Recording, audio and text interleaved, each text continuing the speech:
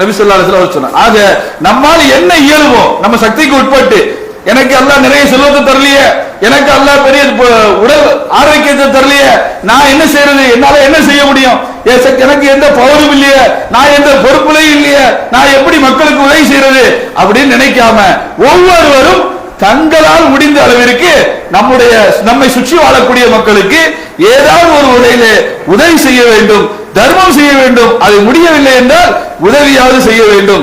நபி ஸல்லல்லாஹு அலைஹி வஸல்லம் சொன்னாங்க, யார் இம்மையிலே ஒரு இறை நம்பிக்கையாளர் துன்பத்தில் ஒன்றை அகற்றுகிறானோ அவனுக்கு மறுமையிலே அல்லாஹ் அவனுடைய துன்பம் ஒன்றை அகற்றுகிறான்.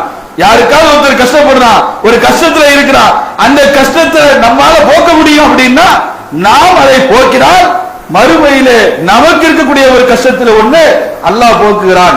ஆக ஒவ்வொரு மனிதருக்கும் துன்பம் வரும், யாரும் பிரச்சனைக்கு இல்லாம இல்ல, எல்லோருக்கும் 1000 பிரச்சனை இருக்கும். நம்ம பார்க்கும் போதெல்லாம் எல்லாம் அவனுக்கு என்னப்பா நிம்மதியா இருக்கான், சந்தோஷமா இருக்கான், ஜாலியா இருக்கான், அவனுக்கு எந்த பிரச்சனையுமே கிடையாது, எல்லா பிரச்சனையும் எனக்கு தான் வருது, நான் தான் கஷ்டப்படுவேன், ஊர்ல இருக்க எல்லா பலாய் முசீபத்தும் எனக்கு தான் வருது அப்படின்னு எல்லாரும் நினைச்சிட்டு இருக்கோம். எல்லோருமே அப்படிதான் நினைச்சிட்டு இருக்கிறோம். ஆனா எல்லோருக்குமே பிரச்சனை இருக்கு.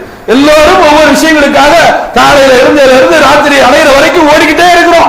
ஒவ்வொரு பிரச்சனையை தீர்த்துக்கிறதுக்காண்டி ஓடிக்கிட்டே இருக்கிறோம். நமக்கு சொல்லி சில பேர் ஓடுறாங்க, சொல்லாம சில பேர் ஓடுறாங்க. யாருக்கு என்ன பிரச்சனை நமக்கு தெரியுதோ அதை நம்மால் முடிந்த அளவிற்கு தீர்த்து வைப்பதிலே நாம் உதவிகள் செய்ய வேண்டும். யார் சிரமப்படுகிறாரோ அவருக்கு, சிரமப்படுவதற்கு யார் உதவி செய்கிறாரோ அவருக்கு அல்லாஹ் இம்மையிலும் மறுமையிலும் உதவி செய்கிறான்.